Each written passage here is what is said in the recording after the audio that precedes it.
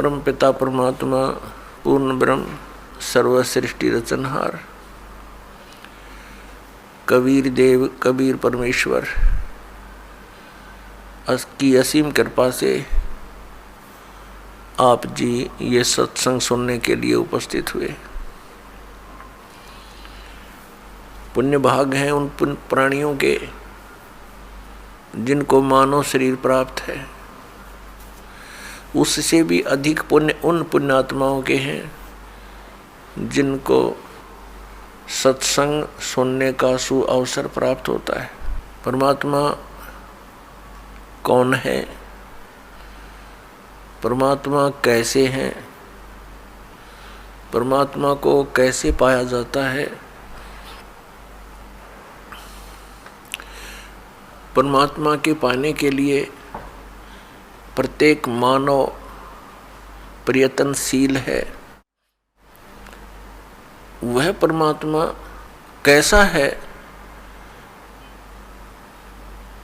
उसके अंदर ऐसी क्या विशेषता है जिसकी हम खोज कर रहे हैं। परमात्मा के अंदर ऐसी क्या विशेषता है, क्या खासियत है जिसको खोजने के लिए हमने बहुत सारे तरीके भी अपनाए हैं। अधिकतर व्यक्ति तो संसारिक सुविधाओं को बटोरने में ही सारा जीवन लगे रहते हैं, उन्हीं को उत्तम मानकर चिपके हैं। और कुछ एक पुण्यात्माओं ने राज तक को त्याग दिया। राजा को सर्व भौतिक सुविधाएं उपलब्ध होती हैं और उसने वो सब त्याग दी और फिर परमात्मा के पाने के लिए कठिन प्रयत्न किए, परिश्रम किए, साधनाएं की, रूखा सूखा भोजन खा करके परमात्मा के पाने के लिए वो प्रयत्नशील रहे। एक समय एक सिमली नाम की लड़की थी और वो किसी गुरु से उपदेशी थी, आस्था भगवान में गणी थी और प्रारंभ से ही ये ऐसा रहा है कि जगत और भक्त का आपस में मतभेद बना रहा और जिस कारण से भक्तों को बहुत कठिन यातनाएं सहन करनी पड़ी। संसार की रीतियां, संसारिक जो परंपराएं हैं वो यहाँ इस काल के जाल में रहने के लिए व्यवस्थित है, एक व्यवस्था है। और जो लोग परमात्मा से परिचित नहीं है वो इसी में इन्हीं में व्यवस्थित है। उस लड़की की बहुत आस्था थी। नगर के बाहर एक साधु का आश्रम था। वो लड़की उस महात्मा को आहार करा के आती थी, उनकी सेवा भी करती थी और शाम के समय अपने घर आ जाती थी। कुल के लोगों ने, परिजनों ने बहुत कुछ प्रतिबंध लगाए लेकिन लड़की नहीं मानी। उस सिमली का एक भाई था, मंसूर नाम था उसका। उसको अन्य व्यक्तियों ने कहा कि आपकी बहन शाम के समय और गैर टाइम को वक्त जाती है संत के आश्रम में। देख ले भाई, इज्जत का सवाल है और पूरे नगर में चर्चा चलती है अपनी बहन को मनाकर। अब मंसूर ने सोचा भी पहले ये देख तो लूं वास्तव में वहाँ उस आश्रम में ऐसा क्या है। इस दृष्टिकोण से जब उसकी बहन शाम के समय प्रतिदिन जाती थी साधु का भोजन लेकर, जिस दिन घरवाले भोजन नहीं देते थे तो वैसे जाती थी, उनकी सेवा कराती थी, कोई कपड़े धोआती थी, कुछ देर उनकी चरण दबा देती थी। अब मंसूर ने भाई ने सोचा कि सीधा संत से बोलना अच्छा नहीं होता, साधु संत बड़े सहनशील होते हैं, और सिद्धि युक्त होते हैं, अपराध के विषय में कुछ उठपटांग कहना हानिकारक हो सकता है। उसने क्या किया कि आश्रम के बाहर खड़ा हो गया और जैसी भी कच्ची पक्की कोई द्वार थी उसके अंदर कोई सुराख था। उस सुराख से वो देखने लगा, छोटा सा आश्रम था, को 100 गज का होगा, गणित करना 150 गज का, और उसमें एक झोंपड़ी डली हुई थी। संत जी बाहर बैठे थे, गर्मियों के दिन थे, चंद्रमा की रोशनी थी। तो उसने देखा कि लड़की ने जाके भोजन कराया महात्मा को, फिर बर्तन साफ किए, 1-2 कपड़ा धोआ, फिर महाराज जी के चरणों को दबाने लगी, सेवा करने लगी। तो क्या हुआ कि ऐसे उस महात्मा ने हाथ किया, आकाश से एक अमृत का प्याला आया, संत ने पिया, आधा उस बेटी को दिया। संत ने कहा कि बेटी, इसमें से थोड़ा सा एक नालायक व्यक्ति खड़ा है, उसके भी मार देख छींट, इस सुराख के अंदर से जा और उसके भी लगा दे, थोड़ी सी कल्याण हो जा, एक नालायक व्यक्ति खड़ा है। अब उसने जाकर के, लड़की ने आदेश पालन करना था, उस सुराख में से ऐसे कर दिया। उसने देखा कौन है, कैसे है, तो उसके भी जीभ पर वो थोड़ा सा अमृत की छींट लगी। एकदम उसके हृदय में एक विशेष प्रेरणा हुई कि मैं बहुत पापी हूं, मैं नीच हूं, और ऐसे पाक साफ महापुरुष के विषय में मेरे मन में दोष आया। रोता हुआ आश्रम के अंदर प्रवेश हुआ और कहा, महाराज मुझ पापी का भी उद्धार हो सकता है। मैंने आपके बारे में बहुत गलत सोचा। उस संत ने कहा, बेटा जब तक बोध नहीं होता, ज्ञान नहीं होता, तब तक प्राणी के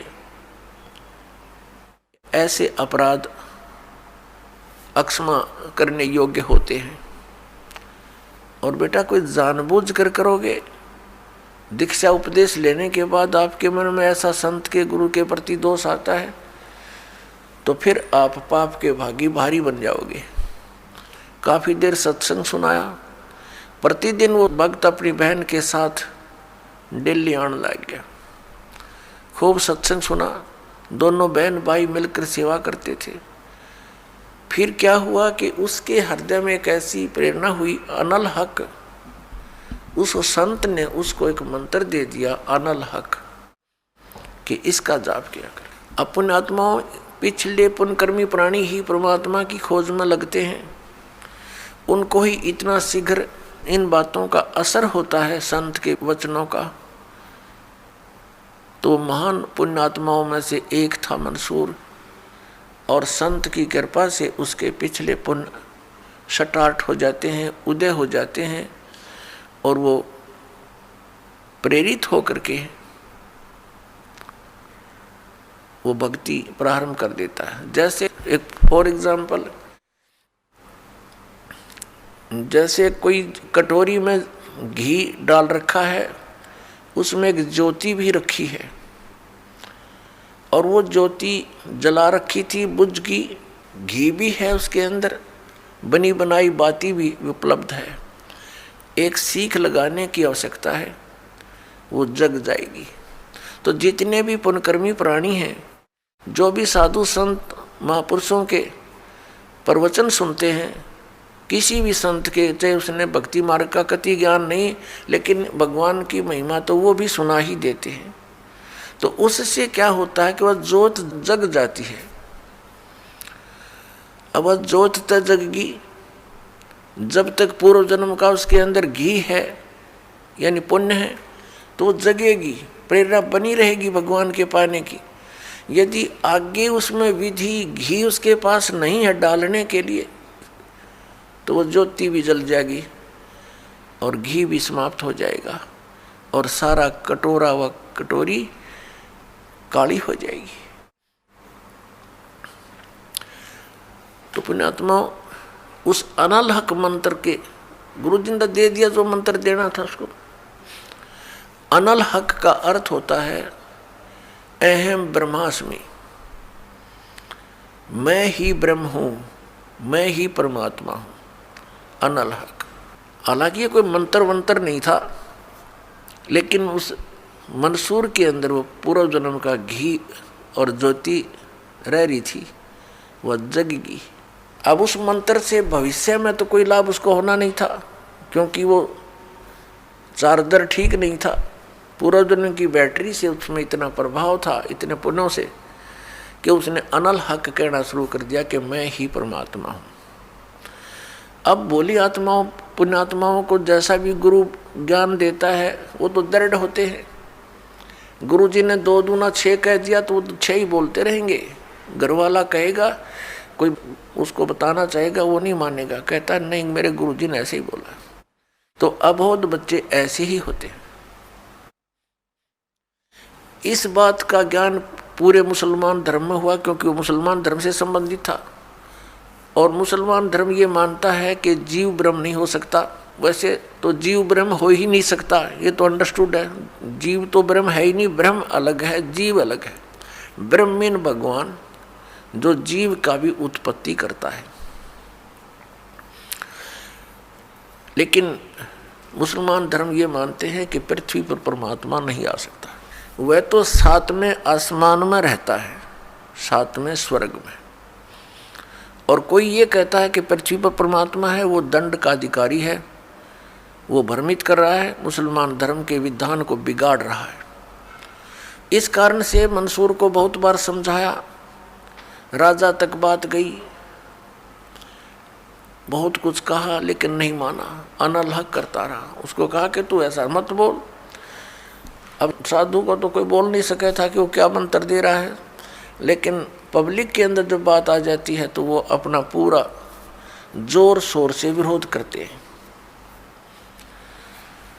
अब क्या हुआ कि वो नहीं माना तो उसको चौराहे पर खड़ा कर दिया, बांध दिया उसको चौराहे पर। और फिर क्या कहा कि या तो तू अनल हक कहना छोड़ दे, नहीं तो तेरे पत्थर मारेंगे। उसने फिर कहा अनल हक, क्योंकि वो तो मदमस्त हो गया था, अलमस्त हो गया था। ऐसी स्थिति पूर्वजन्मों के पुण्यों से होती है, और भविष्य की भक्ति नहीं होती है तो वो नष्ट हो जाता है उस जीवन ऐसी पुण्य आत्मा का। तो उसको सजा दी गई कि पूरे नगर के व्यक्ति इसको पत्थर मार मार के इसका वध करेंगे। ऐसी सजा दें ताकि और भी कोई ऐसी हिम्मत ना करे। तो सभी लाइन में आ रहे थे और पत्थर मार रहे थे, तू पापी है, पत्थर मार रहे थे, निकल जाते थे। अब उसकी बहन सिमली का भी नंबर आ गया। जब और पत्थर लगा रहे थे वो हंस रहा था, अनल हक अनल हक हंस रहा था। और जब उसकी बहन सिमली का नंबर आया, वो भी लाइन में खड़ी थी। तो बहन ने सोचा पत्थर तो मैं नहीं मारूंगी, लेकिन लोक लाज में आके उसने फूल उठा लिया कि मैं फूल मार आऊंगी उसके। यहाँ ये लोग भी ना मेरा विरोध करेंगे और भाई का चोट भी ना लगेगी। उसने फूल मारा, फूल मारते ही वो रोने लग गया, बहुत बुरी तरह रोने लगा। तब सिमली ने कहा कि भाई लोग तेरे पत्थर मार रहे थे, उनके पत्थरों से नहीं रो रहा था, और तू मेरे फूलते रोने लग गया। अरे ये कोई चोट थोड़ी लगी तुझे? उसने कहा सिमली ये तो अनजान थे, इनका मुझे दुख नहीं था, तू तो परिचित थी मैं किसके ऊपर फिदा हो रहा हूँ। और तेरा हाथ कैसे हो गया नालायक मेरी तरफ?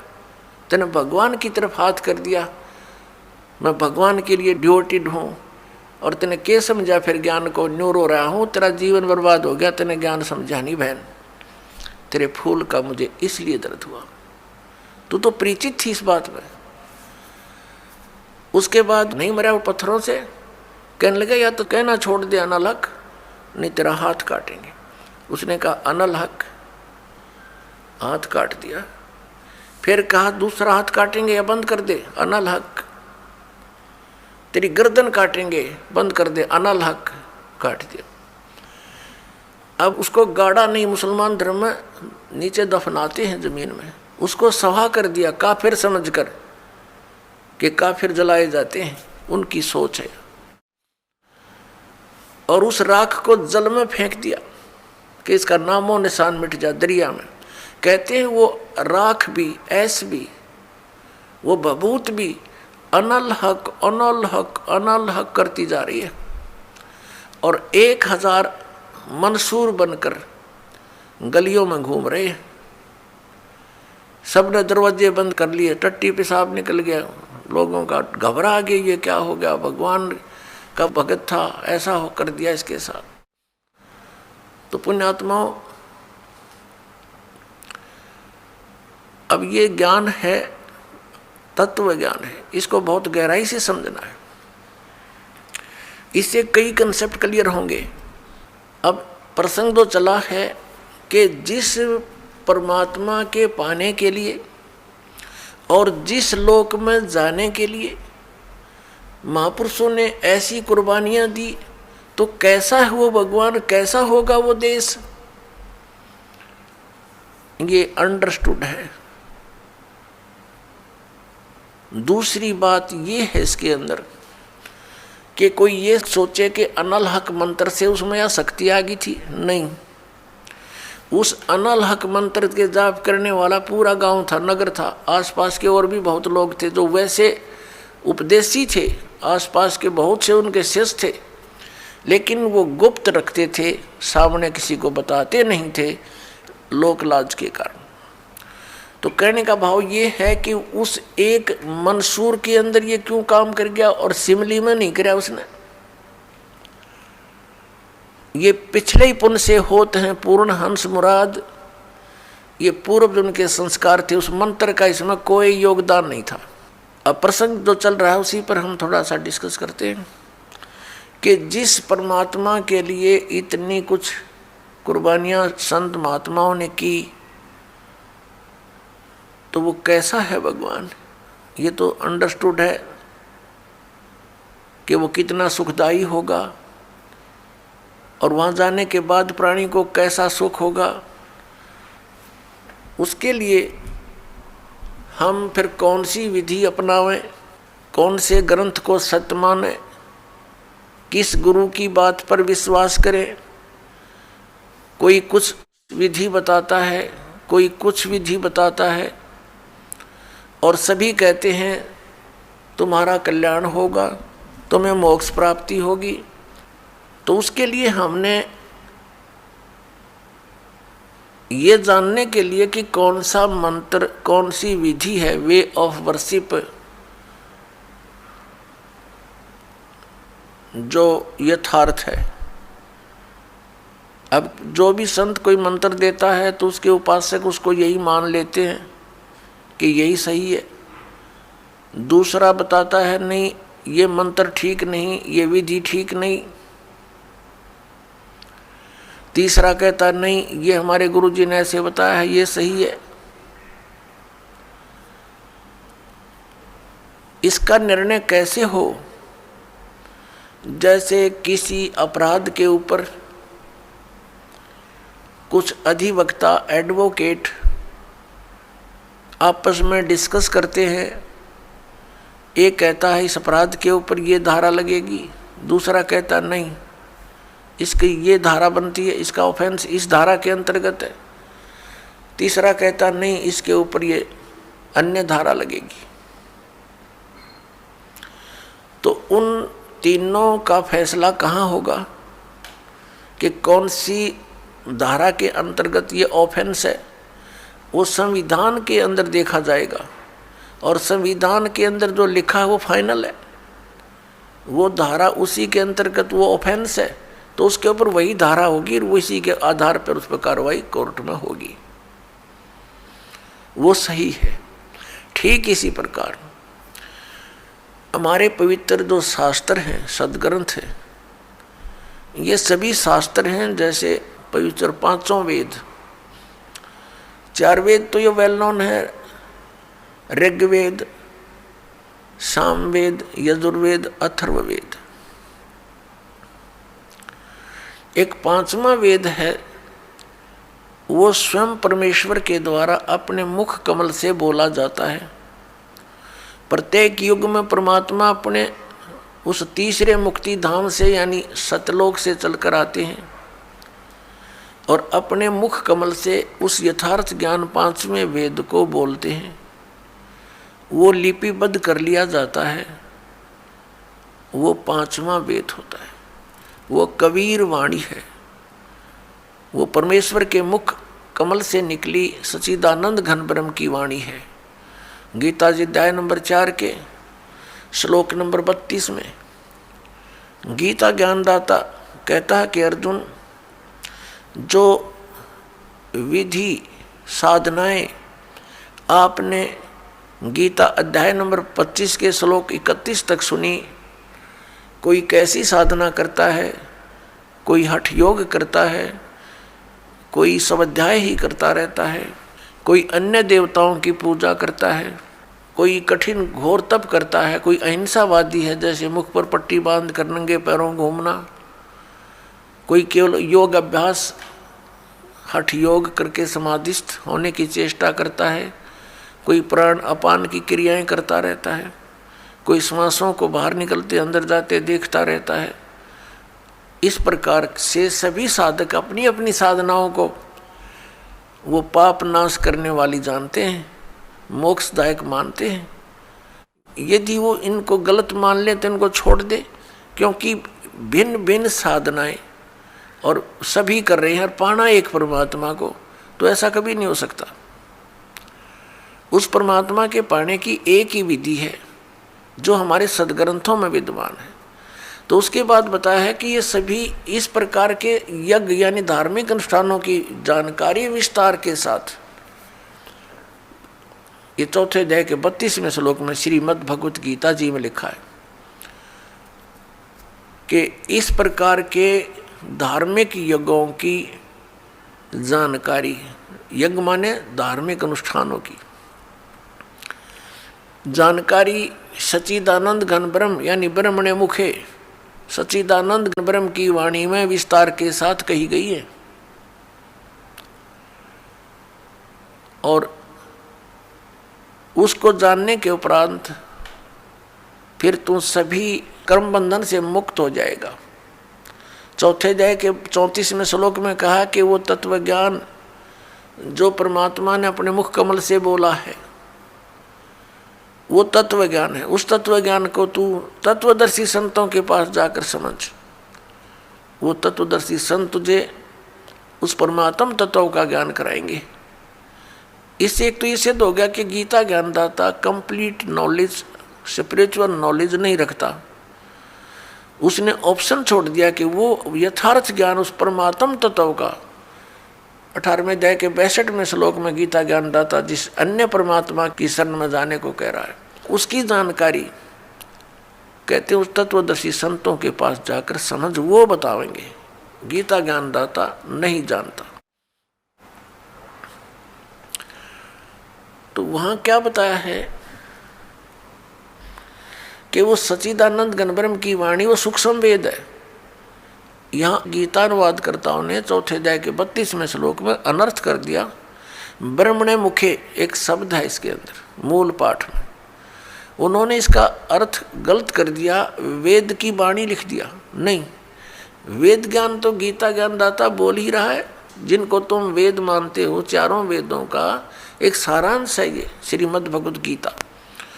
कोड वर्डों में है, अधिकतर संक्षेप में है। तो वो तो बोल ही रहा है, वो खुद कह रहा है कि पांचवा जो वेद है उसके अंदर वो लिपिबद्ध है, वो तत्व ज्ञान है। उसको तत्वदर्शी संतों के पास जाकर समझ। और फिर जैसा वो बतावे ऐसे कर। तो पुण्यात्मा, हमारे सदग्रंथ कौन से हैं जो परमात्मा का विधान है और जिन पर हम विश्वास करेंगे और करना चाहिए? हमारे सदग्रंथ यानी शास्त्र कहो, सदशास्त्र कहो, ये कौन कौन से हैं? पवित्र पांचों वेद, 4 वेद तो अंडरस्टूड है, 5वां ही आपको बता दिया, सूक्ष्म वेद और श्रीमद् भगवत गीता, इन 4 वेदों का सारांश है और 5वें का इसमें हिंट दिया है। ये तो है गॉड गिवन स्पिरिचुअल नॉलेज, परमात्मा दत्त, प्रभु दत्त है, ये ब्रह्म दत्त है ये। और फिर 18 पुराण ये अध्यात्म ज्ञान को समझने के लिए सहयोगी हैं। और इनके अंदर जो वे ऑफ वर्शिप लिखी है, यदि वो वेदों से मिलती है, श्रीमद् भगवत गीता से मिलती है, तो वो तो सही है, उतना तो वेदों और गीता वाला ही ज्ञान है। बाकी उस वेद, उस पुराण के वक्ता के घर का है, उसका अपना अनुभव है। अब उसका अनुभव वेदों और गीता से नहीं मिलता तो हमें मान्य नहीं है, हमें स्वीकार्य नहीं है। क्योंकि पुराण कौन है? पुराण क्या है? ये श्री ब्रह्मा जी ने बोला ज्ञान है। ये 4 वेद, ऋग्वेद, सामवेद, यजुर्वेद, अथर्ववेद, ये 4 वेद ब्रह्म ने अपने पुत्र रजगुण ब्रह्मा जी को दिए थे। और ये 5 वेद, ये सूक्ष्म वेद सहित ये 5 वेद पूर्ण परमात्मा ने, सत्य पुरुष ने, परम अक्षर ब्रह्म ने इस ब्रह्म के अंदर, ज्योति निरंजन के अंदर फीड कर दिए थे। और उसमें टाइम फिक्स कर दिया था कि इतने समय के उपरांत ये सब तय इसकी श्वासों से बाहर आएंगे। जैसे कोई मादा है, गाय भैंस है, वो नए दूध होती है, गर्भ धारण करती है, समय आने पर बच्चा ऑटोमेटिकली बाहर आ जाता है। तो ऐसी स्थिति परमात्मा ने, पूर्ण ब्रह्म ने हमारे लिए की थी कि ये बच्चे भगवान को भूल ना जावें, परमात्मा की भक्ति करेंगे इन वेदों अनुसार तो इनको बहुत लाभ होगा, इन पर आपत्तियां नहीं आएंगी, कष्ट नहीं आएंगे। ये गलती से काल के साथ चले गए हैं। वो 5 वेद जब इसके श्वासों के द्वारा, ब्रह्म के श्वासों के द्वारा निकले, तो इसने उनमें देखा कैसा ज्ञान है भगवान ने दिया है। तो उसने वेदों को पढ़ा, तो 5वां वेद था, उसमें सारांश था, 4 वेदों का निष्कर्ष था और पूर्ण परमात्मा की जानकारी और उसकी वे ऑफ वर्शिप, पूजा की विधि भी लिखी थी। वो घबरा गया कि इन प्राणियों को जो मेरे अंतर्गत आगे हैं, इनको यदि पूर्ण परमात्मा का और वहाँ के सुख का ज्ञान हो गया तो ये सब भाग जाएंगी ऐसी साधना करके। इसलिए इसने उस 5वें वेद को नष्ट कर दिया। 4 वेद दे दिए जिनमें गोलमोल ज्ञान है। गोलमोल का अर्थ क्या है? भावार्थ क्या है कि इसमें महिमा तो है परम अक्षर ब्रह्म की और केवल पूजा की विधि है ब्रह्म तक की।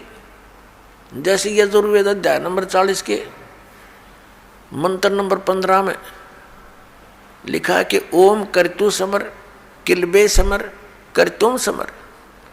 ओम नाम का जाप काम करते करते सिमरण करो, विशेष कसक के साथ सिमरण करो, श्रद्धा के साथ, पूरी आस्था के साथ, और मनुष्य जीवन का मूल कार्य जानकर ओम नाम का स्मरण करो। ये ओम नाम ब्रह्म का और महिमा इसमें बता रखी है। परम अक्षर ब्रह्म है जिसकी पूजा से पूर्ण मोक्ष होता है, उसके ऐसे चिन्ह हैं, वो ऐसी लीला करता है। अपने आत्मा दास के सत्संग में मुख्य तौर पर 3 ब्रह्म होते हैं, 3 ब्रह्म। यानी तीन प्रभु, तीन पुरुष, एक सरब्रह्म, एक अक्षर ब्रह्म, एक परम अक्षर ब्रह्म।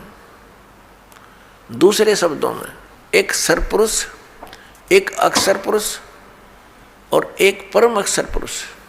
तीसरे शब्दों में ईश्वर, परमेश्वर, ये तीन मुख्य प्रभु हैं।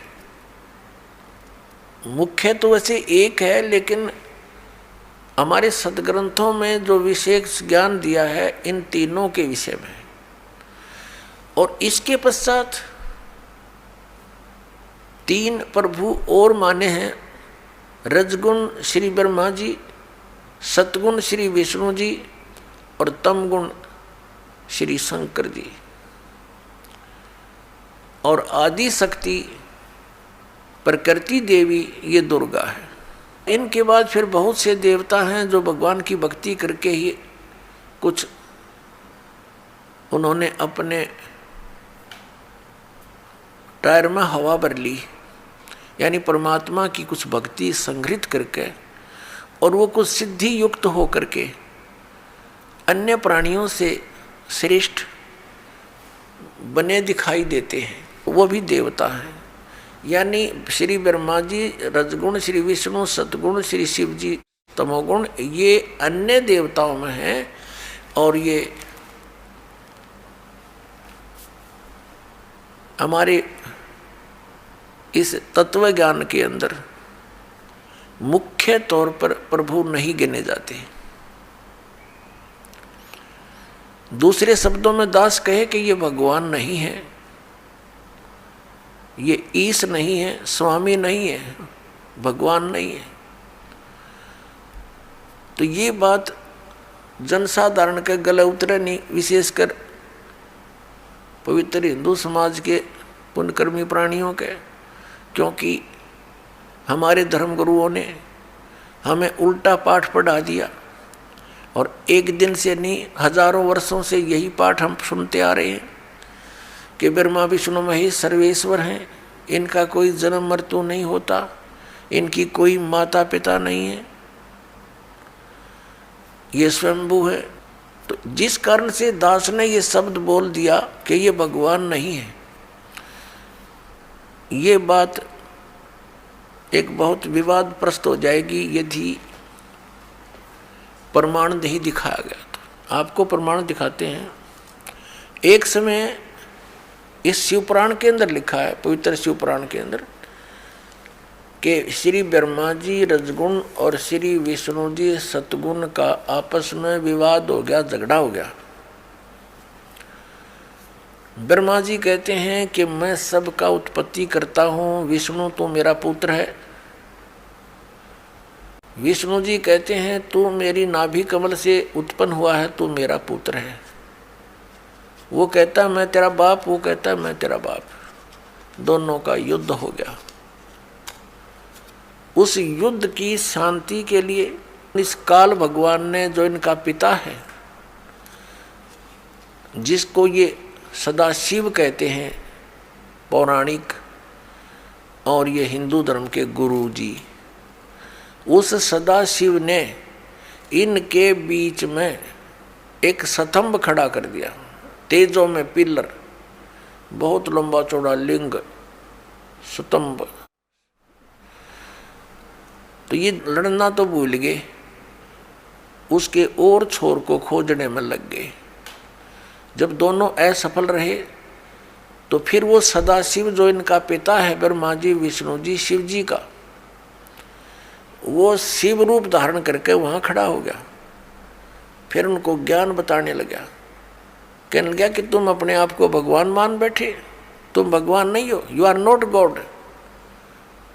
अपना आत्मा दास कहे तो विदक जा, इनके इतिहास बताते हैं तो आपको स्वीकार्य होगा। ये देखिए, ये है श्री शिव महापुराण हिंदी टीका सहित भाग 1।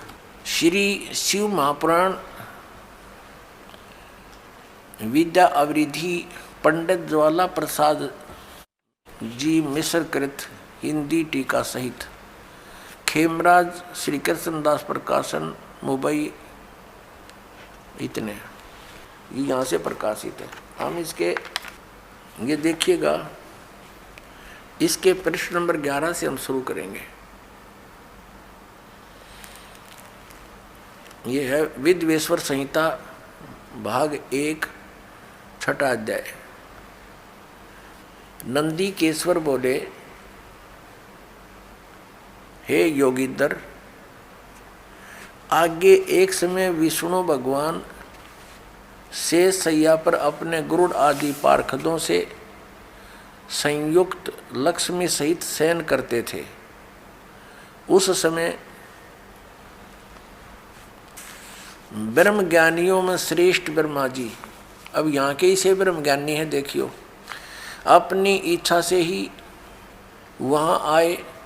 सब प्रकार सुंदर सेज पर शयन करते हुए कमल लोचन विष्णु जी से पूछने लगे,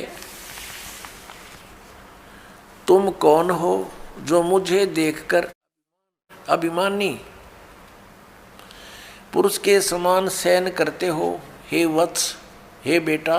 ब्रह्मा जी कह रहे हैं विष्णु जी को, हे वत्स, हे बेटा, उठो, देखो मैं तुम्हारा स्वामी आया हूँ, तेरा मालिक आया हूँ।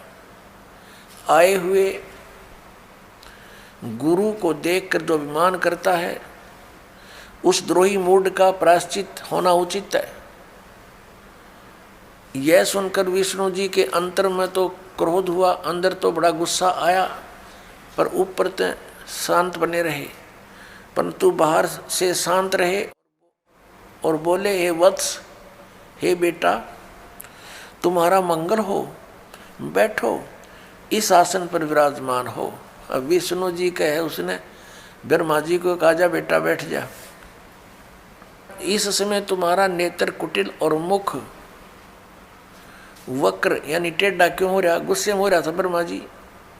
ब्रह्मा जी बोले, हे वत्स, हे बेटा विष्णु, तुमको समय के प्रभाव से अभिमान है। हे पुत्र, मैं तुम्हारा रक्षक और जगत का पिता मैं हूँ। विष्णु जी बोले, यह तो सब जगत मुझ में सचित है, तुम चोर के समान किस प्रकार अपना कहते हो? तुम मेरी नाभि कमल से उत्पन्न हुए हो, इससे मेरे पुत्र हो। मुझे पुत्र कहना सर्वथा व्यर्थ है। नंदीकेश्वर बोले, इस प्रकार ब्रह्मा विष्णु दोनों ही रजोगुण से मुग्ध होकर विवाद करने लगे। मैं श्रेष्ठ हूँ, मैं स्वामी हूँ, ऐसा कहकर एक दूसरे को मारने की इच्छा से युद्ध करने में उत्सुक हुए।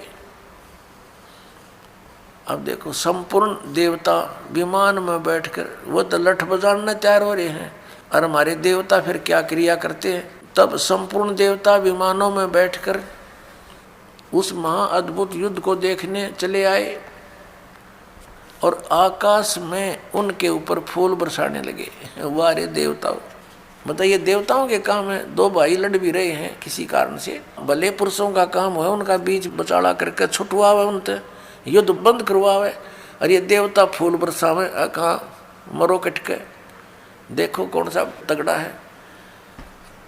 तो ये सारा एक काम बिगड़ा पड़ा पुण्यात्माओं इस तत्व ज्ञान के अभाव से। अब हम उस प्रसंग पर आते हैं कि जिसके अंदर ये कहा गया है इसी पवित्र पुराण में कि ब्रह्मा और विष्णु तुम भगवान नहीं हो, यू आर नॉट गॉड। देखिए, अब हम आगे हैं 17 पृष्ठ पे, और विद्वेश्वर संहिता भाग 1 अध्याय 9, ये वही प्रसंग यहां तक चल रहा। नंदीकेश्वर बोले, इस प्रकार भगवान ने उन नम्र हुए। अब क्या हुआ कि उन दोनों के बीच में, अभी आपको बताया था, उन दोनों ब्रह्मा और विष्णु जो लड़ रहे थे उनके बीच में एक पिलर खड़ा कर दिया तेजों में, लिंग बहुत लंबा चौड़ा, जिसका कोई और छोर उन दोनों को नहीं मिला। और फिर ये स्वयं प्रकट हो गया। कौन? इनका पिता, ये सदाशिव बोलते हैं इसको, ये काल ब्रह्म, जिसने गीता का ज्ञान दिया। अब यहाँ देखिए, हम जो आपको दिखाया था फिर देखिए, ये पृष्ठ 17 पे विद्वेश्वर संहिता भाग 1 अध्याय 9 पर नंदीकेश्वर बोले, इस प्रकार भगवान ने उन्नमर हुए ब्रह्मा और विष्णु पर अनुग्रह करके उनके युद्ध में परस्पर उनकी सेना मारी गई थी उस सब को, यहाँ देखें, उन दोनों की अज्ञानता और वैर को दूर करने के अर्थ उनसे क्या कहा। भगवान काल भगवान ने सदाशिव ने क्या कहा कि मेरे सकल और निष्कल यानी साकार और निराकार में भेद से 2 रूप हैं, परंतु और ईश्वर नहीं है, मेरे अतिरिक्त कोई प्रभु नहीं है। इस कारण उनके 2 रूप नहीं हो सकते, पहला सतम रूप और दूसरा पीछे मूर्तिमान रूप धारण किया। इसमें ब्रह्म रूप निष्कल है, यह निष्कल है, निष्फल नहीं, और ईश्वर रूप सगुण है। मेरे ये दोनों रूप सिद्ध हैं, दूसरे किसी के नहीं हो सकते। इस कारण तुम दोनों को अथवा दूसरों को ईश्वरत्व की प्राप्ति नहीं हो सकती। तुमने जो अज्ञान से अपने को ईश माना, तुमने अज्ञान से अपने को ईश यानी भगवान माना, यह बड़ा अद्भुत हुआ। उसके दूर करने को ही मैं रण स्थान में आया। अब तुम दोनों अभिमान त्याग कर मुझ ईश्वर में अपनी बुद्धि लगाओ। मेरे प्रसाद से लोक में सब अर्थ प्रकाश होते हैं। मैं ही परब्रह्म हूँ। अब ये काल बोल रहा है, अब यहाँ विचलित कर रहा है इनको। मैं ही परब्रह्म हूँ, मेरा ही कल अकल रूप है। ब्रह्म होने से मैं ईश्वर हूँ। अनुग्रह आदि मेरा कृत्य है। सर्वव्यापी होने से और जगत के वर्धक होने से मैं ब्रह्म हूँ। हे ब्रह्म केशव, समतव और व्यापक होने से मैं आत्मा हूँ। मैं इस सब का ईश हूँ। यह मेरा है, मेरे सिवाय किसी दूसरे का नहीं है। प्रथम तो ब्रह्म तो ज्ञान के निमित्त निष्कल ब्रह्म का प्रादुर्भाव हुआ। 18वें पृष्ठ पर चलते हैं। इससे मैं अज्ञात रूप हूँ, पीछे तुम्हें प्रगट दर्शन देने के निमित्त साक्षात ईश्वर, तत्क्षण ही मैं सगुण रूप हुआ हूँ। अब यहाँ ये क्या कह रहा है? श्री सदाशिव ब्रह्मा विष्णु महेश का पिता, ब्रह्मा विष्णु महेश का पिता ये सदाशिव यहाँ क्या कह रहा है? ये कह रहा है कि पहले तो ब्रह्म रूप हुआ वो स्तंभ, वो तो समझो मेरा निष्कल रूप है, निर्गुण रूप है मेरा। ये स्तंभ आया पिलर, और ईब में निर्गुण से सगुण हो गया, तुम्हारे सामने आया। अब देखो, हम अपने उस प्रसंग पर आते हैं। हमने ये देखना है कि ब्रह्मा और विष्णु और ये शिव ये भगवान नहीं है, ये प्रभु नहीं है। ये प्रसंग था। यदि ये दास वैसे सिंपल कह कर छोड़ देता तो बहुत विरोध मान लेते भक्तजन, क्योंकि उन्होंने कोरा अज्ञान सुना हुआ है, ज्ञान नहीं सुना, सदग्रंथों का उनको ज्ञान नहीं। इसलिए सदग्रंथों को रूप करना अनिवार्य हो गया है। अब आगे ये क्या कहता है देखिएगा।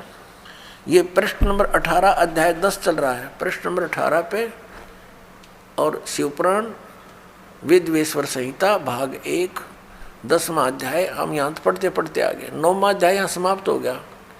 जो हमने यहाँ पढ़ लिया, इससे मैं अज्ञात रूप हूँ, पीछे तुम्हें प्रकट देने के लिए निमित्त साक्षात ईश्वर, तत्क्षण ही मैं सगुण रूप हुआ हूँ।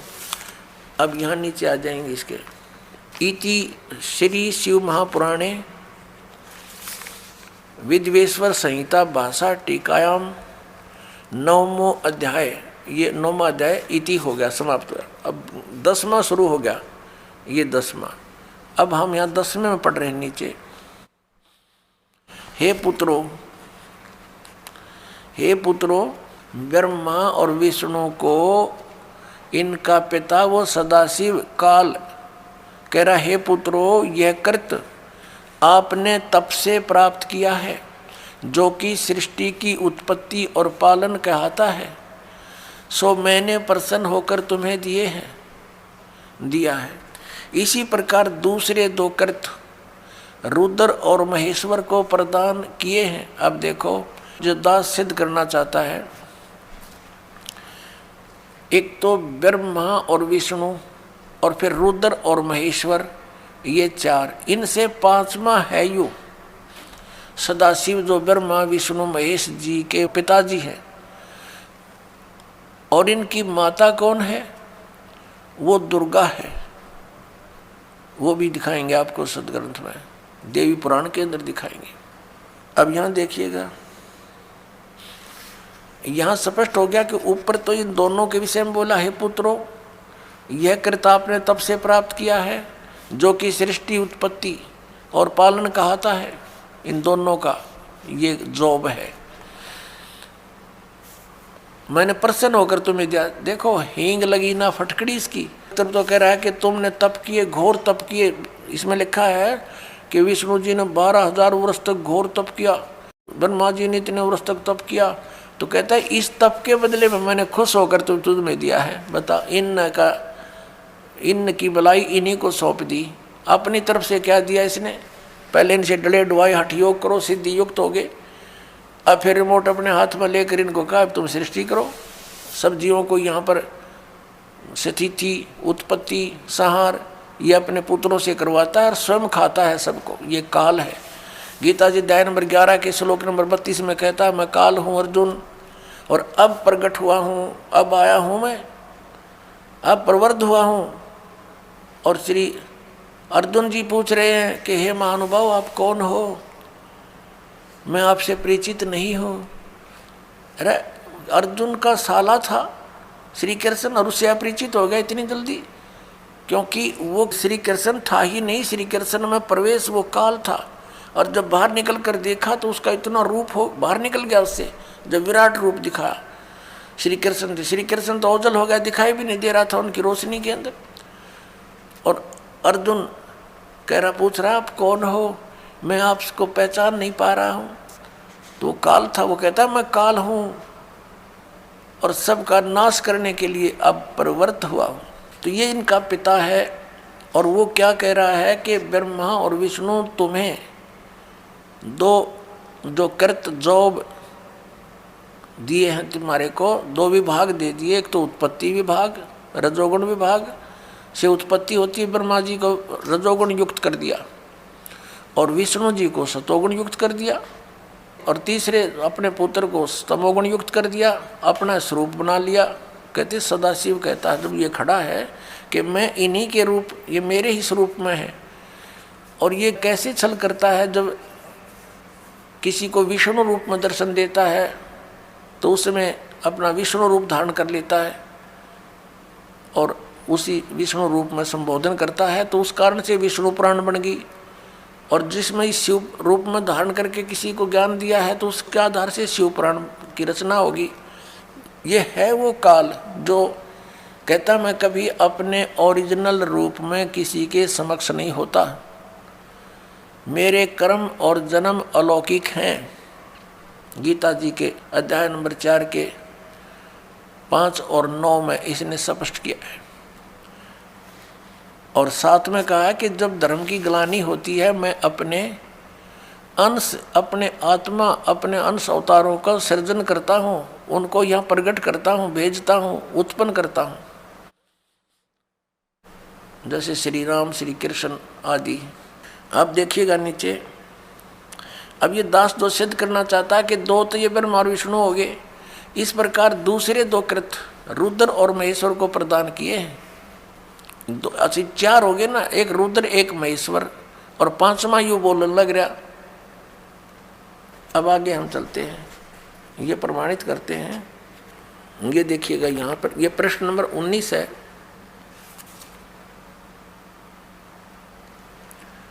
और ये विद्वेश्वर संहिता भाग 1 अध्याय 10 चल रहा है, यहाँ से हम लेंगे। हे सौम्य, मेरे अज्ञान से विमुख होने से तुम्हें अज्ञानता आ गई। विष्णु और ब्रह्मा जी को कह रहे हैं, मेरा ज्ञान होने से ऐसा नहीं होता। ज्ञान और रूप महेश के तुल्य हो जाते हैं। इस कारण इस ज्ञान की सिद्धि के निमित्त ओंकार नामक मंत्र जप करो। अभिमान दूर करने वाला, यह अभिमान दूर करने वाला है। सोई निज मंत्र उपदेश करते हैं। यह ओंकार मेरे मुख से उत्पन्न होने से मेरे ही रूप का बोधक है, यानी ब्रह्म का, और महामंगल करने वाला है। यह वाचक है, मैं वाच्य हूँ। यह मंत्र मेरा आत्मा है कि उसके स्मरण से मेरा स्मरण होता है। उत्तर की ओर मुख से अकार का, इसका भी बहुत वर्णन दे रखा है। पश्चिम के मुख से उकार का, दक्षिण के मुख से मकार का, पूर्व के मुख से बिंदु का, और मध्य के मुख से नाद उत्पन्न हुआ है। इस प्रकार पांच प्रकार से यह निर्गत हुआ। सब एक होकर ओम ऐसा एक अक्षर हो जाता है। ओम ऐसा एक अक्षर हो जाता है। अब हम इससे इतना ही लेंगे। इस पवित्र पुराण ने हमारा बहुत सा काम हल्का कर दिया इस दास का। एक तो ये सिद्ध कर दिया कि ब्रह्मा और विष्णु और शिव और रुद्र, महेश्वर जिसको कहते हैं, ये भगवान नहीं है, ये ईश नहीं है।